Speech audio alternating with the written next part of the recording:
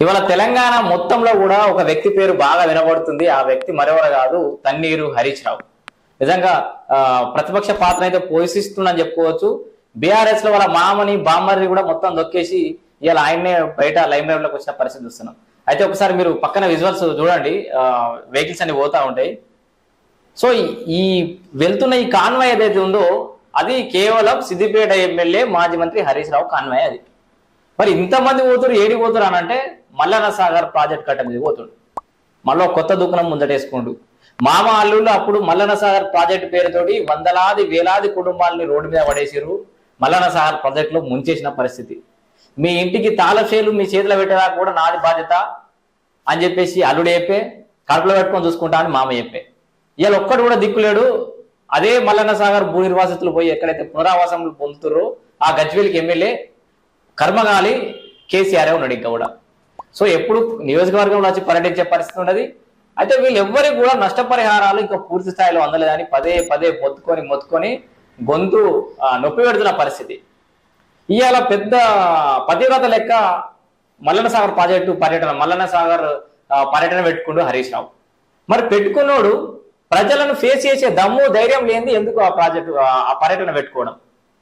ఇవాళ దొంగలాగా దొంగదారిన ఆ దుద్దడి నుంచి అక్కడి నుంచి వచ్చి ప్రాజెక్టు కట్ట మీదకి పోయి దొంగ లెక్క పోయి చూసి దొంగ లెక్క బయటపడ్డాడట. ఇలా మా వాళ్ళందరినీ అక్కడ పంపించిన మల్లన్న సాగర్ భూమి రాసులందరినీ కూడా. మరి ఏమైనా సారు మాకు అన్ని ఇప్పిస్తా అంటివి, ఇంకా పూర్తిగా నష్టపరిహారం రాలే, జర ఇప్పిరి మీద దండం పెడతా అని అడుగురి. పోయి హరీష్ రావు వాడికి వస్తున్నాడా, మనకు బయట దొరకడు కదా అని చెప్పి మా వాళ్ళకి పంపించిన. మేము హరీష్ రావుని కలవనీకి వచ్చాము. హరీష్ రావుని కలవనీకి వస్తే మమ్మల్ని పోలీసు వాళ్ళు అడ్డుకుంటారు. హరీష్ రావుని కలవనిస్తలేదు. చాలా మంది ఉన్నారు పోలీసు వాళ్ళు, మమ్మల్ని లోపలికి పోనిస్తలేరు.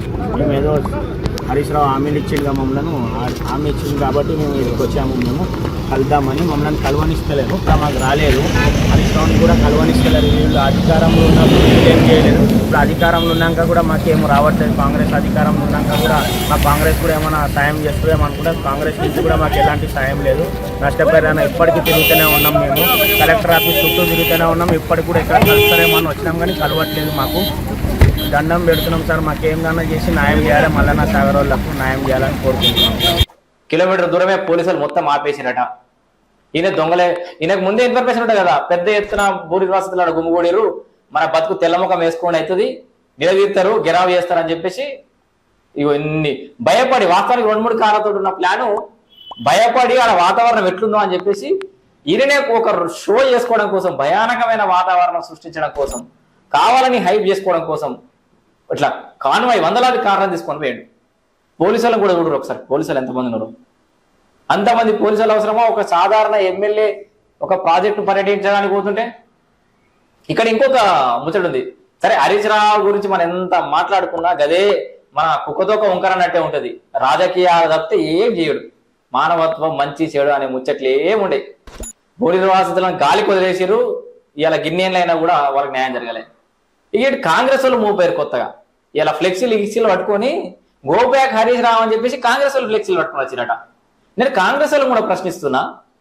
సరే, మొన్నటిదాకా అంటే వాళ్ళ అధికారం ఉన్నారు, 10 ఏళ్ళు వాళ్ళకి శాతగాలే, వాళ్ళు ఒక శాతగాని రాజకీయ నాయకులు, నష్టపరిహారం ఇప్పించడం వాళ్ళ వల్ల కాలేదు, వాళ్ళని దించేసినాం, మిమ్మల్ని లెక్కించినాం.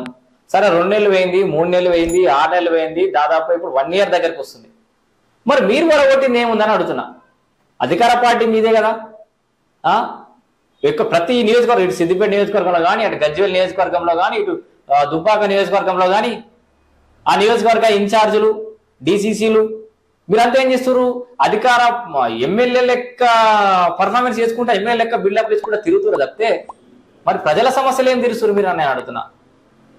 ఏం మీరు ఎమ్మెల్యేలు అని మేమే వేద పత్రాలు పట్టుకుని వచ్చి సార్ మా సమస్య తీరుస్తున్నాం మీ దగ్గర రావాలన్నా తిరుగుతా ఉండాలా మీ ఎమ్మడి? ఇంకా మీరు ఒక రకంగా ప్రతిపక్షం అన్నట్టు కదా. మీరు అధికార పార్టీ అయినప్పుడు కూడా మీరు ఎమ్మెల్యేలే గెలవలే, మీరు తిరగాలే ప్రజాక్షేత్రంలో. ఎవరికేం సమస్యలు అని సంక్షేమ పథకాలు అంతున్నాయా?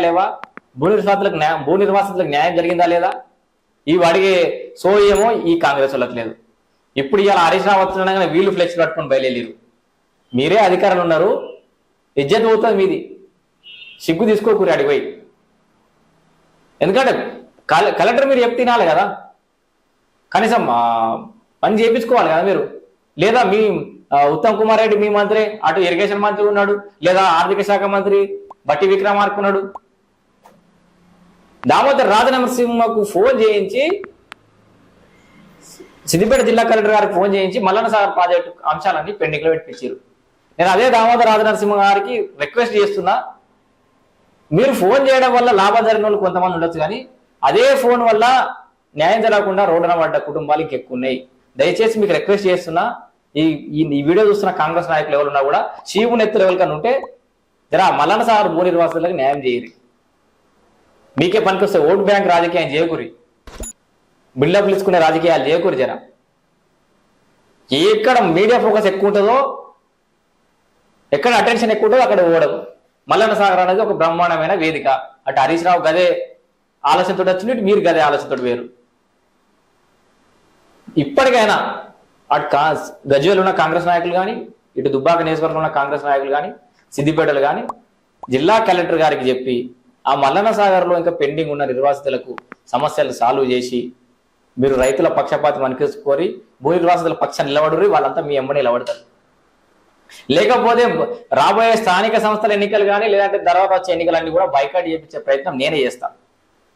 ఇక భూ నిర్వాసితుల పక్షాన మనం మార్పు కావాలి, వీళ్ళు ఏతలేరు, మార్పు కావాలని చెప్పేసి వేయించినాం, కొన్ని ఓట్లు వేరే వాళ్ళకి వేయించినాం, అయినా మార్పు లేదు. ఏడేసిన గొంగలు ఆడనే ఉంది. కనీసం రేవంత్ రెడ్డి గారు దృష్టి తీసుకుపోయే పరిస్థితి కూడా లేదు. అప్పుడు మల్లన్న సాగర్ పక్షాన వచ్చి ధర్నా కూడా చేసిన వ్యక్తి రేవంత్ రెడ్డి. ఆయనకు తెలుసు మొత్తం మల్లన్న సాగర్ సమస్య లేదనేది.